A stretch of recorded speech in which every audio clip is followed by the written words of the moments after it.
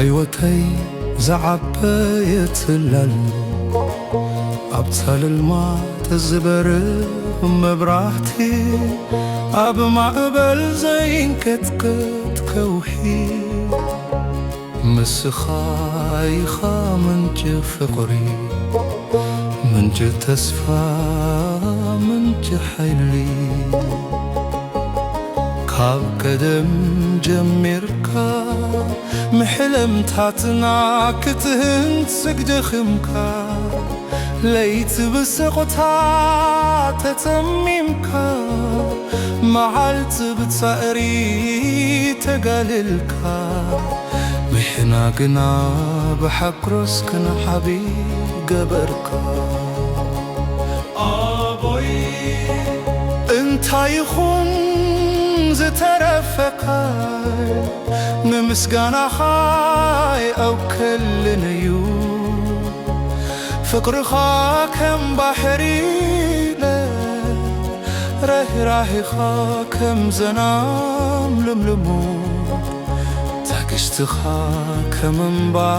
ጽኑዕ እዩ ክንደይ ግዜ ጭንቀትካ ሓቢብካ ፍሽኽታ ብገጽካ ኣርኢኻ ንኣና ጥራይ ክንስሕቕ ፈትንካ ምርስኻ ሓሊግካ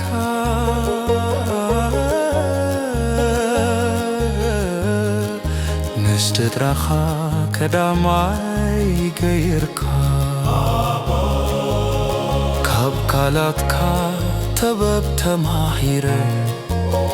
ካብ ተግባርካ ሓቂ ተማሂረ ካብ ሕይወትካ ትዕግስቲ ተማሂረ ካብ ፍቕርኻ ከዓ ፍቕሪ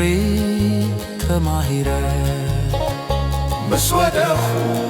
ኢድካ ዘርጊሕካ ተንሳእካኒ ምስ ፈራሕኩ ተስፋ ሂብካኒ ምስ ተስፋ ኰረጽኮ ኣይትሕለል ቀጽል ኢልካ ኣበርታርካኒ ኣቦይ ንስኻ ጥራይ ኣይኮንካን ወላዲ መምህር መራሒ ዓርኪ ኣብ ዘለኹሉ እምነተይኻ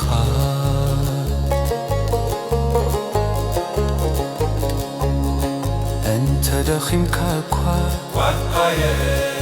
أنت تشجرك أكوا يتحللك ندك خاك تمجر كتمه كتبي بزلك كله تغالسك سلازي لومي كابل بيبلكا يغني لي يا بروي سلازيت غتبك فغري سلازيت غتبك مسواتي سلازيت غتبك حليوتي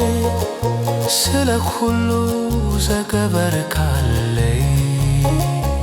እግዚአብሔር ተሕናይ ሃብካ እድመየኑ ሃልካ ሰላም ይምላውካ በረኸቱ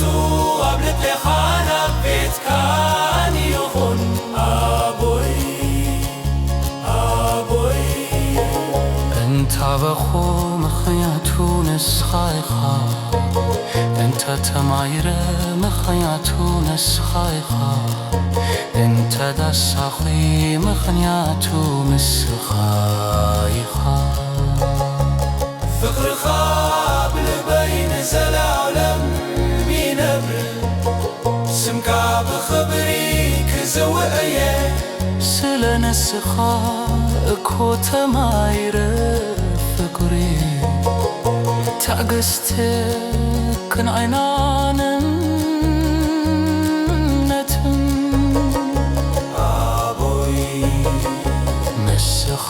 زيتتك إيابيخا زي ودا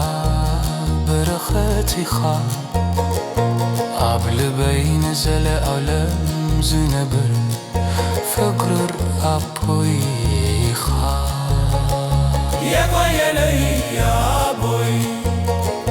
የፍቅረካ እግዚአብሔር